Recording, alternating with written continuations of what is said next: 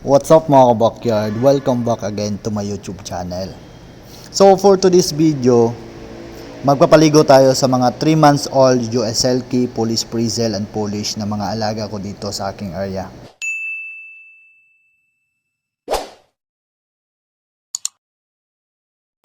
Hi mga kabakyard. So ngayon paligo tayo sa aking mga alagang pansit chicken. So meron po ako ditong dalawang nikidnik showboy at saka tatlong US Selkie, and then yung apat na mga Polish at saka isang Polish Frizzle. So sila po ang papaliguan ko ngayon.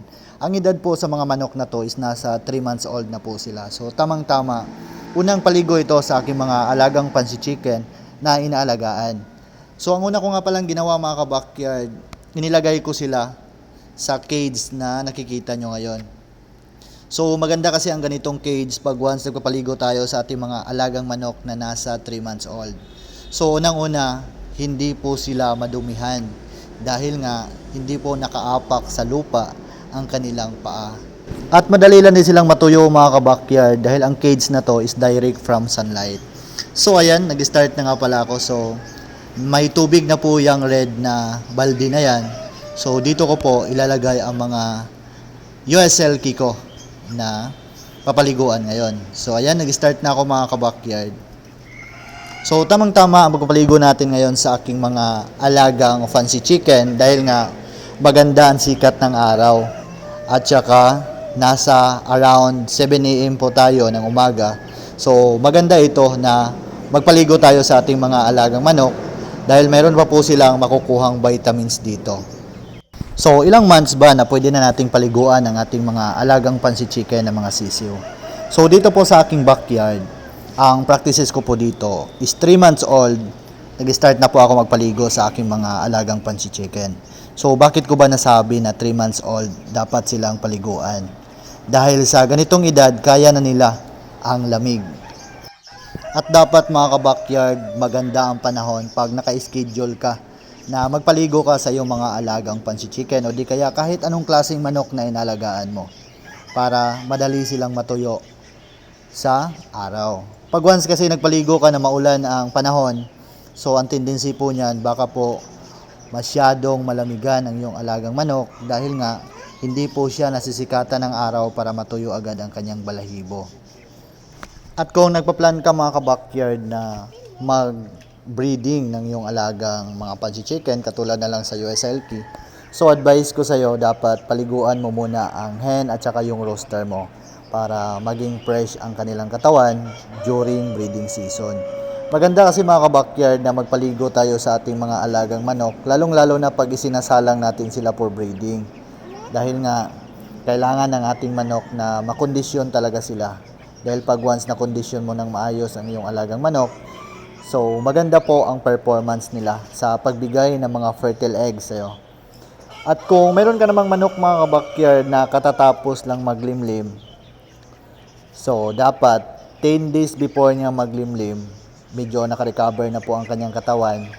So ang dapat mong gawin, paliguan mo siya para mawala po ang mga kuto sa loob ng kanyang mga balahibo. So, ang sinasabi ko po sa inyo mga kabakyard is yan po ang mga practices ko na ginagamit dito sa aking munting backyard. At gusto ko ding i-share sa inyo para kung mayroon kayong mga US Selkie na mga inalagaan sa inyong bahay. So, mayroon na po kayong idea kung ano ang mga dapat gawin pag once nagpapaligo kayo sa inyong mga alagang sisiw, pag once nagpapaligo kayo sa inyong mga alagang breeders na isinasalang for breeding. Maganda kasing tingnan ng mga US Selkie mga kabakyard, lalong-lalo na pagkatapos natin silang paliguan para gumanda po ang kanilang pagka-floppy feathers at makita po natin ang napakaganda nilang balahibo. So, pag natapos na po ako magpaligo dito mga kabakyard, ipakita ko sa inyo kung gaano kaganda ang ating mga pansit chicken pag once natapos na po natin silang paliguan at natuyo na po sila sa sikat ng araw.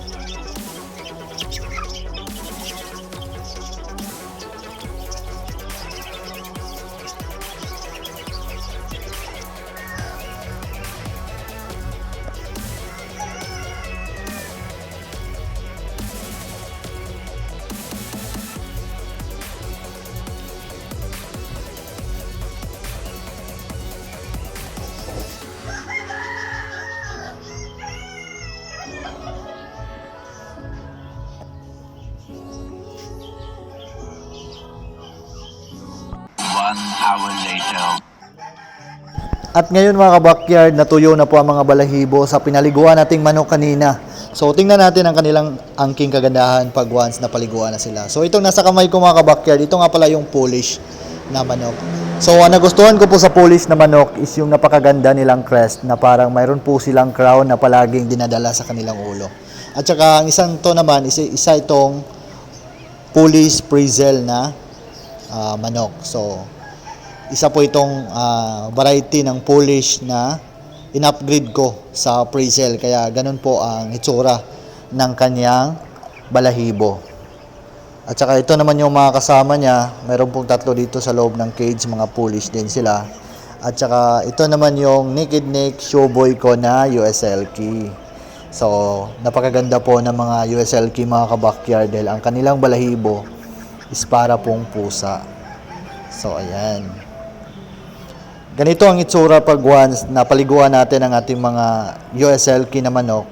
So, mas lalo pong gumaganda ang kanilang balahibo. Mas lalo pong nakikita natin ang kanilang pagka-fluffy feeders dahil nga napaliguan na natin sila at saka lumambot na po ang kanilang balahibo. At sa mga gustong mag-avail sa aking Pansit Chicken mga kabakyard, marami po tayong available ngayon na pour out. Mag-PM lang po kayo sa FB page ko na sa taas po ng video na to para malaman ko kung ano mga gusto nyong i-order na mga manok. So hanggang sa muli mga kabakyard, dito na magtatapos ang video natin. Kung bago ka pa lang sa aking YouTube channel, don't forget to like, share, and subscribe para lagi kayong updated sa mga labas ko pang videos patungkol sa aking mga alaga.